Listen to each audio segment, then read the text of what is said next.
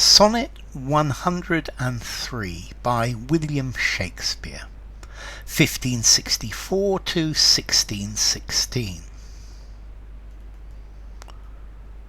Alack, what poverty my Muse brings forth, that having such a scope to show her pride, the argument all bare is of more worth than when it hath my added praise beside.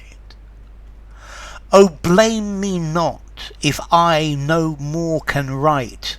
Look in your glass, and there appears a face that overgoes my blunt invention quite, dulling my lines and doing me disgrace. Were it not sinful then, striving to mend, to mar the subject that before was well? For to no other pass my verses tend than of your graces and your gifts to tell, and more, much more than in my verse can sit, your own glass shows you when you look in it. Okay, this is a sonnet to the fair youth. The fair youth is a young man who is very beautiful, who Shakespeare has fallen in love with, and well, the love affair is moving on, and in this one, Shakespeare's belittling his own poetry. He's saying that he's very upset about his inability to do justice to the beauty of the fair youth. Alack, alas, oh woe is me, what poverty my Muse brings forth. So what bad quality poetry my Muse is bringing forth from me. I'm writing such bad poetry. Well, maybe the Muse has got a bit of a fault too. That having such a scope to show her pride, the argument all bare is of more worth than when it hath my added praise beside. So it's my Muse's fault, or my fault. I've got such a scope to show my wondrous words. I've got such a scope, to such a possibility to describe something so beautiful. I've got such a fantastic subject. And the subject itself, without anything, is worth more, is more beautiful than when my praises are added to it, added to your beauty.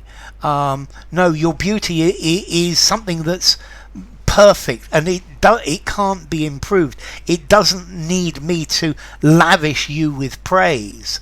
And my poetry, it's just of such bad quality if you look at it next to you, and my poetry next to you, it doesn't make you look more beautiful, it makes you look worse. And my poetry is not elegant enough, it's not uplifting enough to describe someone as beautiful as you.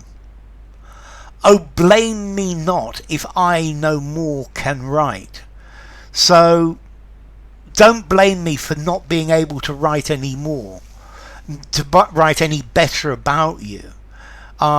Maybe he's saying it's my Muse's fault. It's the Muse's fault. It's not my fault.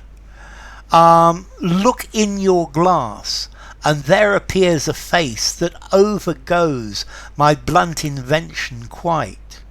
So just look in your mirror, and if you look in your mirror, you will see such a beautiful face. You will see such a fantastically beautiful face that is much, much better than my blunt, my not sharp inventions, my dull poetry, my poetry that is blunt and I can't compare. Your beauty is so much sharper and better than the boring poetry I write about you, dulling my lines and doing me disgrace. So if I look at your image compared to the words I write, then they are my lines are a disgrace. That my lines are boring. They're nothing near as beautiful as you. Were it not sinful then, striving to mend, to mar the subject that before was well? So I guess it's a sin. I guess it's sinful that if I tried to change you, because this would just mar you. It would make you less beautiful. And I think it's a sin striving to make even better, to improve your beauty, which is something that's impossible. And you are something that is already perfect, and this is something that cannot be improved upon. So my poetry is perhaps sinful because it's trying to improve something, but it's actually making it less.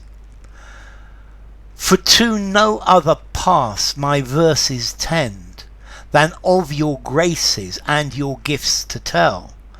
And my poetry, it wants to do nothing else but tell about your graces and your gifts, your beauties, how wonderful you are, and much, much more than in my verse can sit. So the objective of my poetry is to tell about your graces and many, many other things, but these are things that I just can't seem to fit into my poetry. I just can't seem to explain these in my poetry.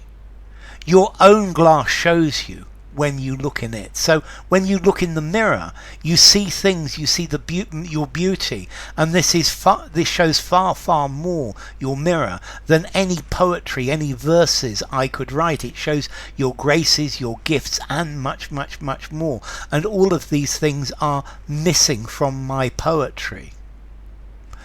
So enough. If you enjoyed the video, give it a rating, subscribe to my channel, and I'll see you soon. Bye for now.